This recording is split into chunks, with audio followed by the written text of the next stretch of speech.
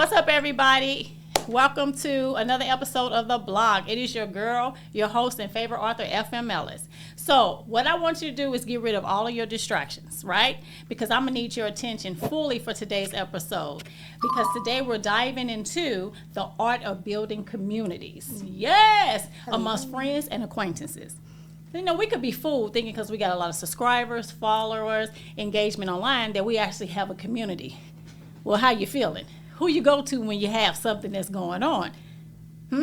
So in a world that's increasingly digital and fast-paced, it becomes extremely important to cultivate these strong and supportive relationships. Would you agree? I totally agree.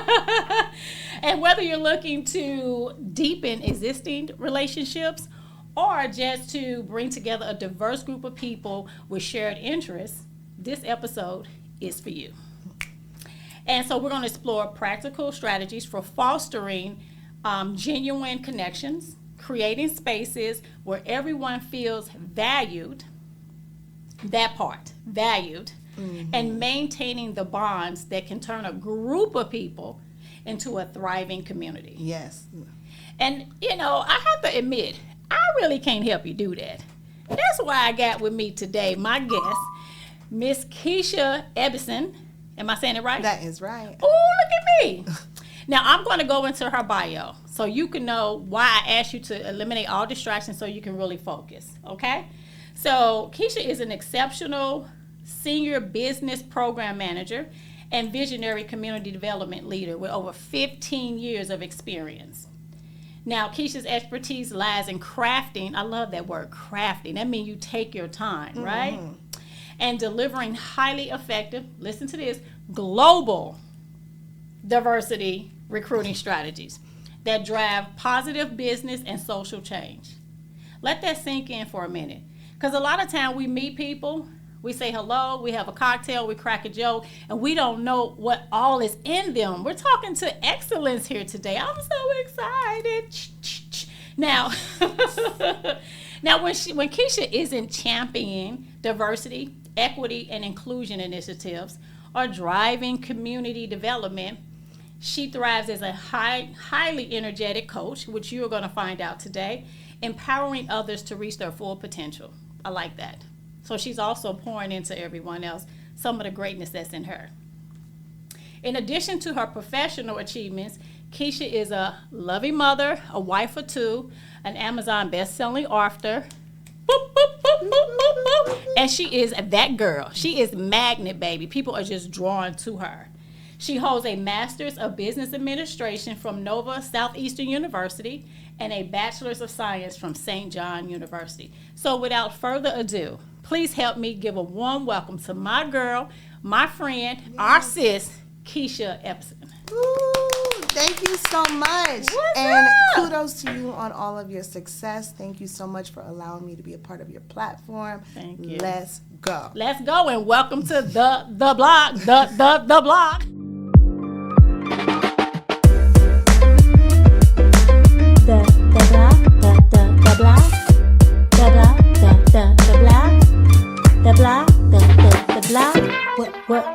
Welcome to the blog. Alrighty, so we were chatting a little bit before we got started, and I just kind of gave you a few of my pain points just in life. It's so easy to put together a girls' trip, a brunch, you know, or support somebody at their wedding or a graduation, but sometimes we're just in a group. Yeah. We have not learned how to cultivate a community. And when I say community, I'm thinking of if you have problems, have questions, resources you can go get, and resources you can also give. We haven't really mastered how to bring out the best in each other and create that network. So that's your area of expertise. You do this for a huge organization, a global organization, so trust and believe. Take notes. Give us a little insight into why that is and how we can be more like-minded like you. Well, Yes. Thank you for that. I think that the like-mindedness that we're talking about is the creation of the tribe, right? And what it is that we're really good at what you just expressed, which is getting to know everybody who's around us, because we want to know, like, who's Jen, who's she associated with. Oh, she's good people, let's bring it to the girls trip. Yes. But the truth of the matter is it takes some time to get to know a person. And sometimes you have to slow your life down just a little bit to do that. More importantly, I understand the person who's like, listen, I have not gone deep with a person in a long time. I haven't gotten to know, the women that are around me on that level. I get it, because it's personal. Yeah. And once you start to get personal, you have these walls that you built up, right? That all of a sudden you're going to let somebody, take a peek in, or you're going to let them come over your wall and join you. And so truthfully, I think a lot of times that's what it is. It's like you have to think about actually getting to know someone and actually sharing your personal life with them. And that isn't as easy for everyone as it is to just say, hey, Friday at 5, meet me at the bar. And that all of that is good. You have to start somewhere, right? If it's meet me at the after work party, that's good. Or if it's, hey, we're having something at the church, or our kids are in the same soccer camp and let's hang out after soccer, like with our kids together, that's good. All of those things are the basis of the foundation of the tribe. You have to know who's around, because one day you're going to need something that's quick and easy, like, hey, can you pick this up for me, or I'm running late. And those people will have your back. Yeah. But when it gets to things that are more serious, right, that are plaguing our community or the communities that we're aligned to. Because what you said was like, hey, like you said, I work in the tech industry. Yes. And at work, let's say you're struggling with a manager or a boss. You all are in the same tribe. You're working in the same organization.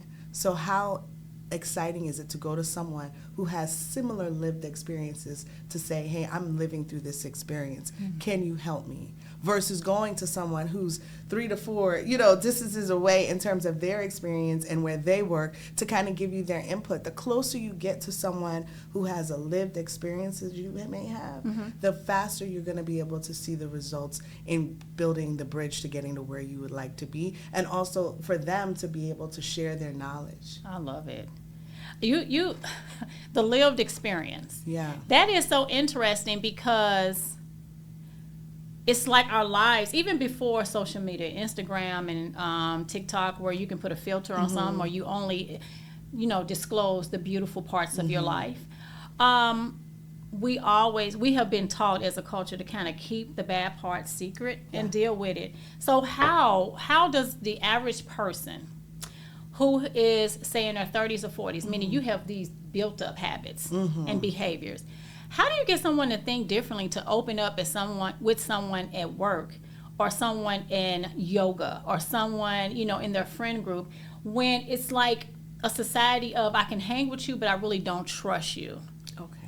Right? So how do I even know to open? How can I be comfortable enough, or how do I get to the point where I can just say, I'm going to share my lived experiences, everything else be damned, what comes from it. I can't control what you do with what I give you. How do we just break down those barriers and just become like human? Yeah.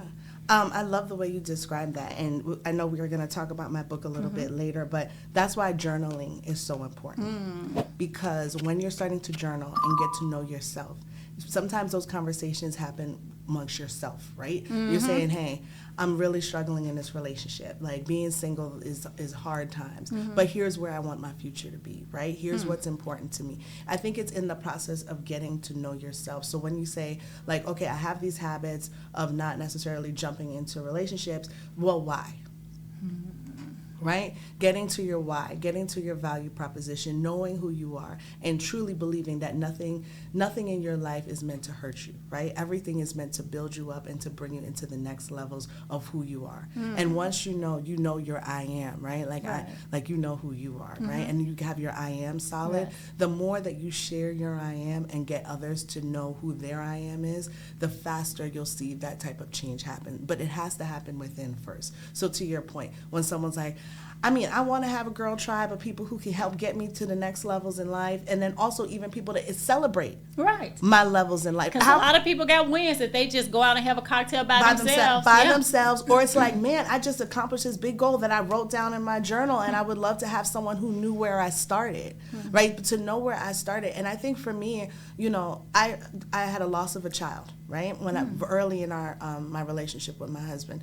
And I remember, I thank God that I had that experience, because I remember saying to someone, hey, like I had went into labor early, and like I didn't even know like this could happen. And she was like, girl, I wish you would have told me, because my other friend, that happened to her, and there's a doctor downtown that knew what to do. And I remember going, from this day forward, I will never keep something this close that's happening to me to only me, because in our communities, we definitely have a lot of similar experiences. Someone knows someone who may have experiences, and they may know someone that can help me. And I think that was my driver to say like, oh no, I'm not going to keep this to myself, because there are people who want to support you. Yeah. There are people who want to love on you. Yeah. There are people who know things you don't know. Amen. They know things you don't know, and those things can actually bring you joy and happiness, right? So even in my loss, and sharing this with a friend that I had recently met, she introduced me to that young lady, and her and I started talking, and now we're friends, right? And so she's like, yes, girl, let me tell you, and it's okay. Let me tell you why, Keisha. And, you know, she hyped me up, and not just hyped me up, she gave me the energy based on the fact of how she lived through her experience. Right. And now here we are, 2 kids later, and I'm very happy that I didn't stop where I was drowning. Right. I always tell people, when going through hell, keep going. So you won't get consumed. You may be singed, but you won't get consumed. I love it. You won't get consumed. But how good is and how great is it when you're going through that with someone else? With somebody, yeah. With someone else. And even when I was a HBCU recruiter, it would astonish me, because, you know, I didn't go to an HBCU. Shout out to everybody who did. Shout out. Super shout out to you that did. And when I got there, I'm thinking, oh, everybody's gonna know everybody. Everyone's got the same experiences. Because we're all the same people, right? This is gonna be great. And I could sit next to a student who had 4 internships, knew the president of the university, lived this, you know, having this experience at their HBCU that was rock star phenomenal. And then in the same class, one seat next to them is someone who the resume wasn't even complete yet. They hadn't done an internship. It's the junior year of college.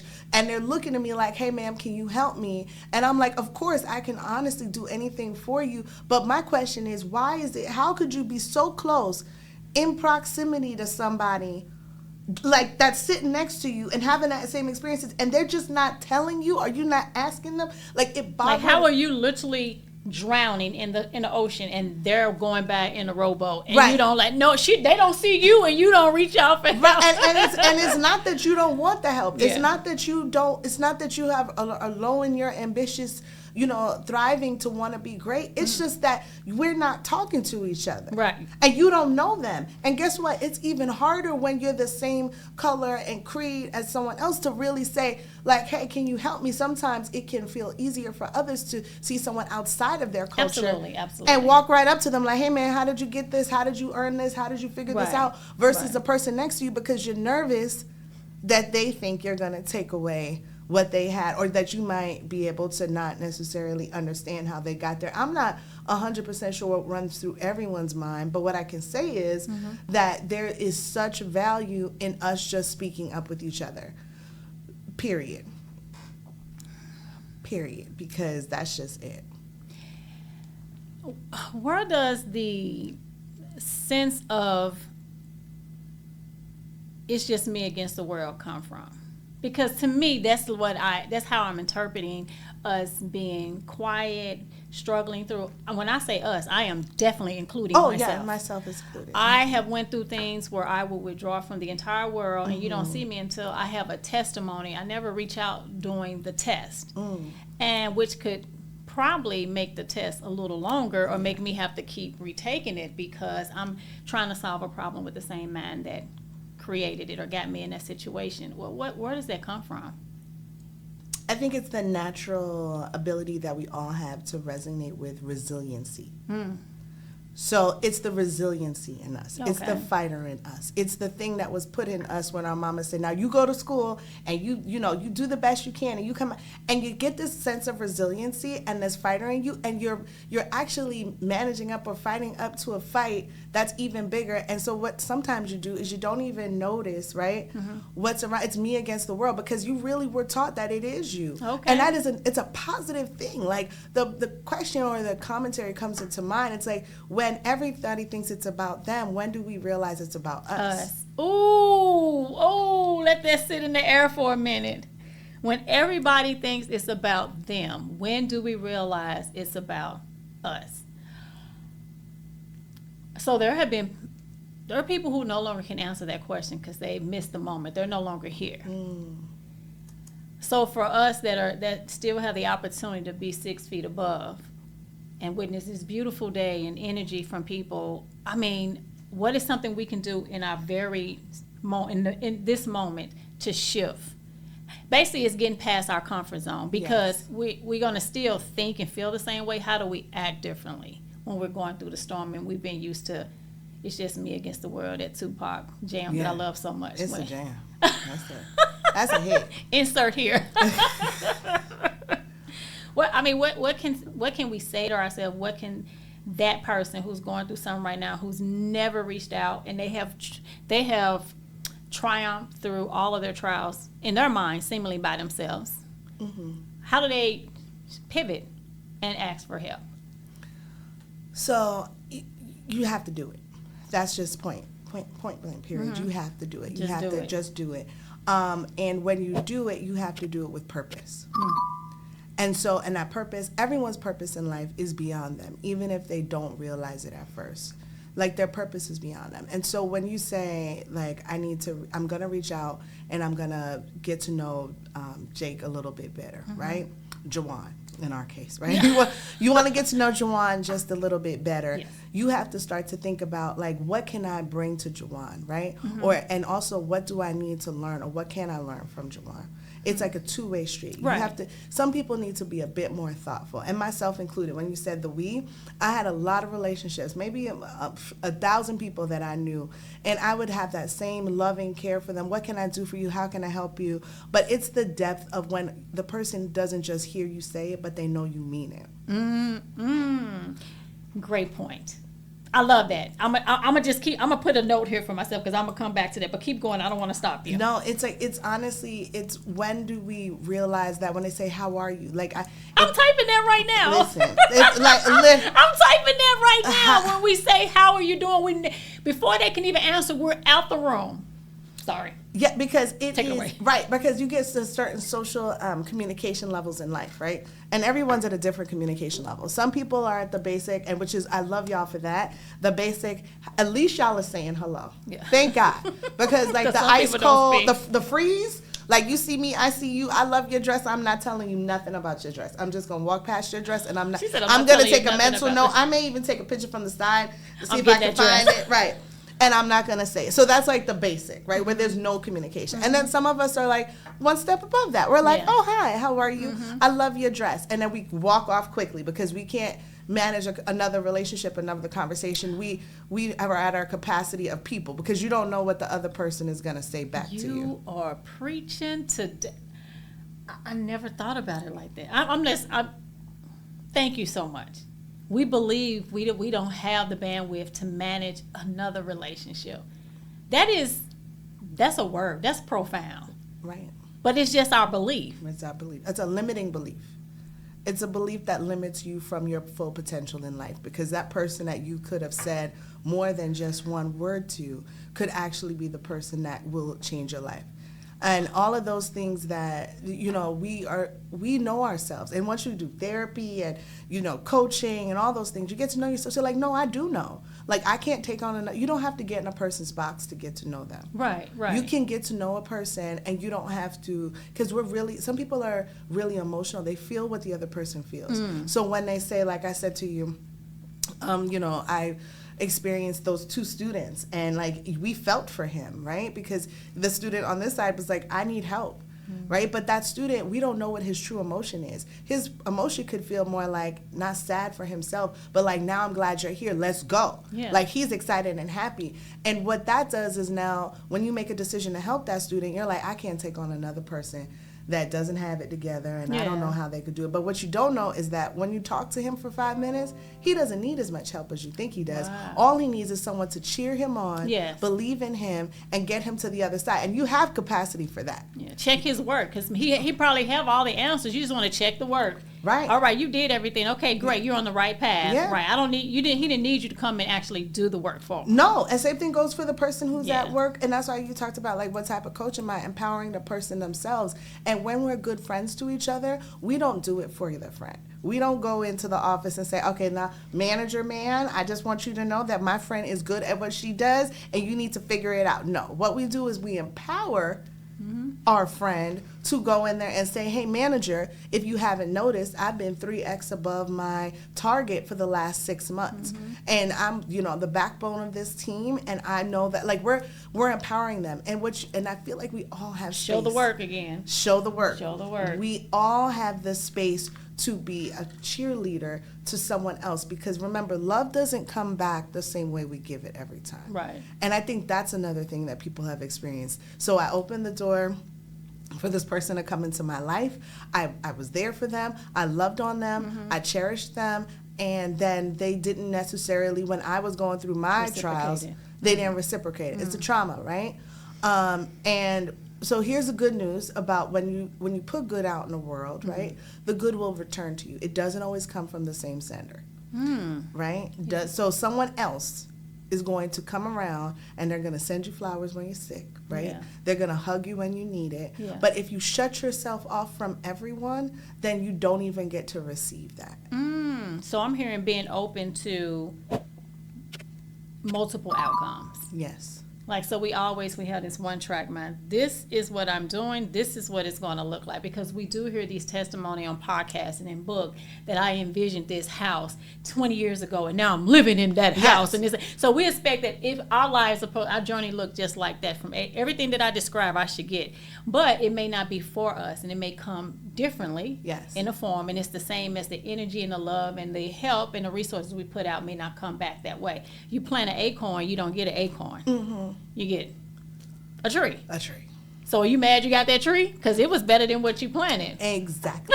and that's exactly where the spirituality and all of that comes in. So the person who's on the podcast who says, I dreamed of creating a book, I said it would be a bestseller, and it was a bestseller, right?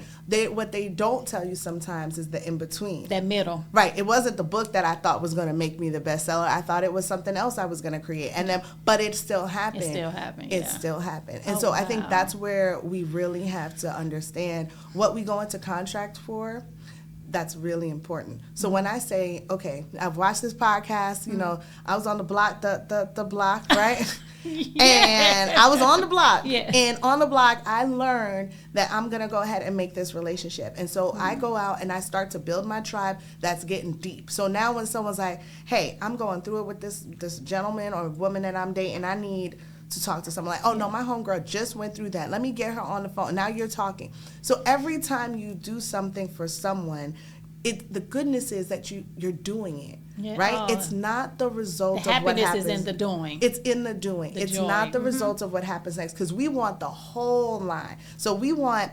I talked to my manager, and then my manager did exactly what I wanted him to do, and now I got the next result. No, the power was in the fact that you stood up to your manager and you talked to the manager, or I created this team, or I created a product, because this is about you. You cannot actually own what happens on the other side of anything. Right. So you can't own how this will affect, my bestie over him. You cannot. That's not what you own. What you own is what you did. Right.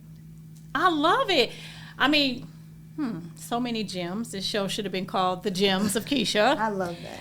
I mean, I love the fact that she said the joy is in the doing. That's the only thing you have control over.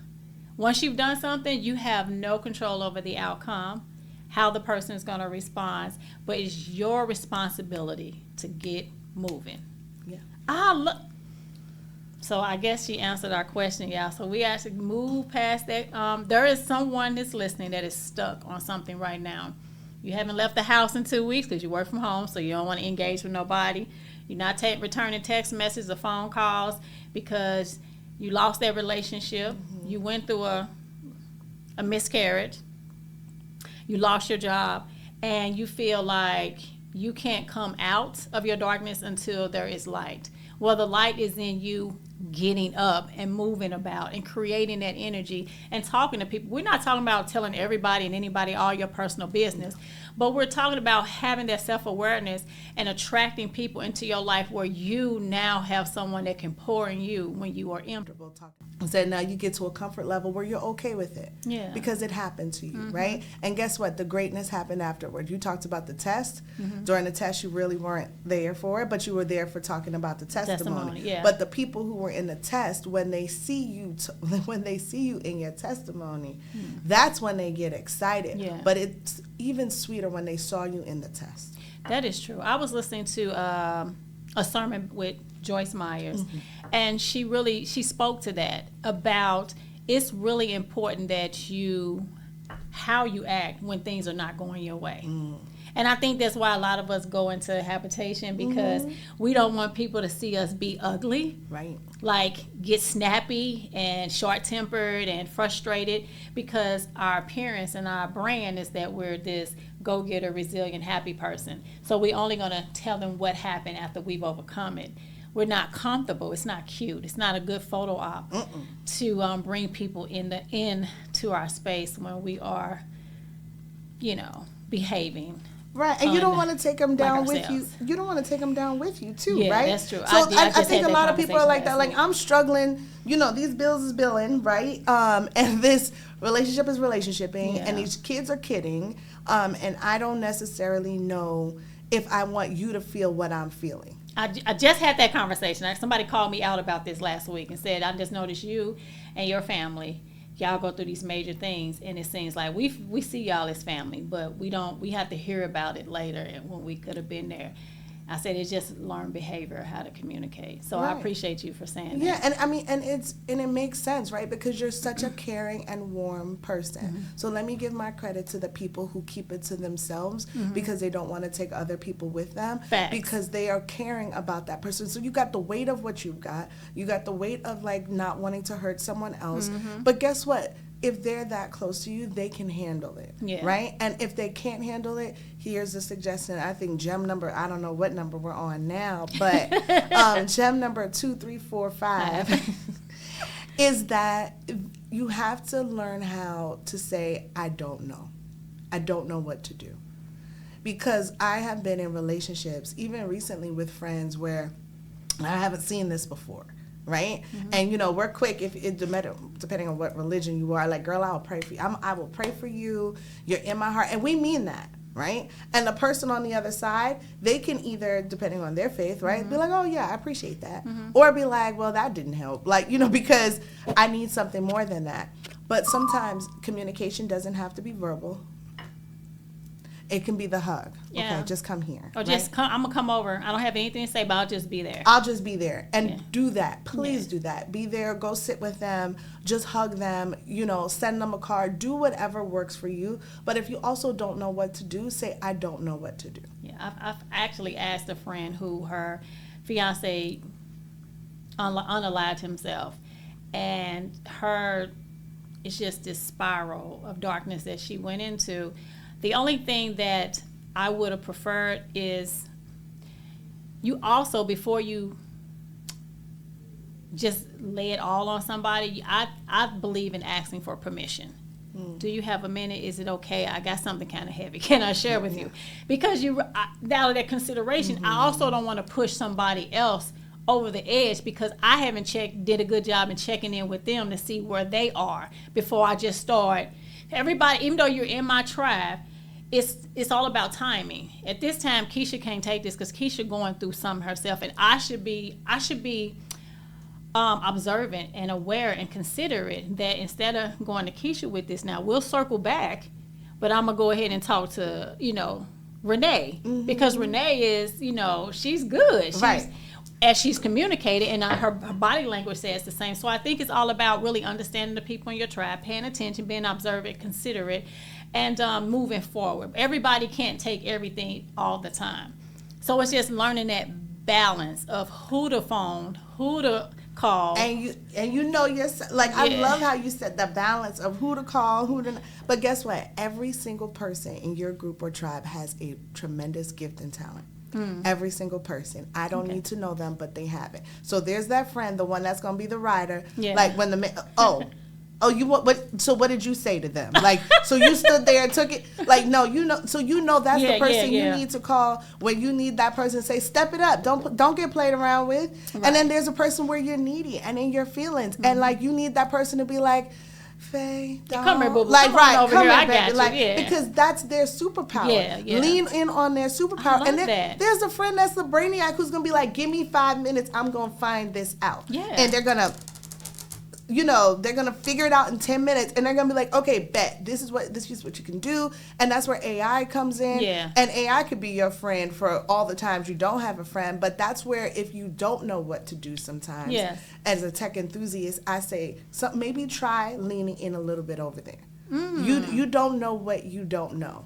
But sometimes if it just takes a little bit of research, use what's out there in the world, right? Yeah. And if you have an emotion and a feeling about like, what can I do to be better at creating these relationships? It's the conversation, sis. It is. It's like the close-ended questions get you close-ended answers. I was going to ask, should we just ask better questions? Empowering questions. Yeah. Questions that do not end in a yes or a no. Like, what can I do for you in this moment? Because I've had to ask that. Like, okay, so what do you, now that you've given me all of that, how can I support you? Because I really don't know. Yeah.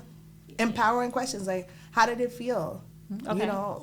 What emotion is coming up for you right now? Like, things that are going to give you more. What challenges are you facing? So when you get on the phone with someone, it would be nice if sometimes you ask them something deeper, or if you bump into them, something deeper than just, how's it going? Like, how's it going is a great question. If that's where you got to start, great. And when they answer, listen and ask another question. Right. After that. Okay. I and love then all of a sudden, now we're building, and we're talking to each other, and they're going to ask you a question, and you're going to respond because you're listening. Hard to do in a club, hard to do at a lounge. Easier to do one-on-one at brunch and lunches and dinner. And that's why I think at this age, that's why we're transitioning now. Rewatch this again. Share this with that person needs to hear it. And if you haven't already, please consider taking up residency on the block, okay? You'll like it here. Until next time, I'm your girl, your host, and favorite author, FM Ellis. Best of life to you all. Peace!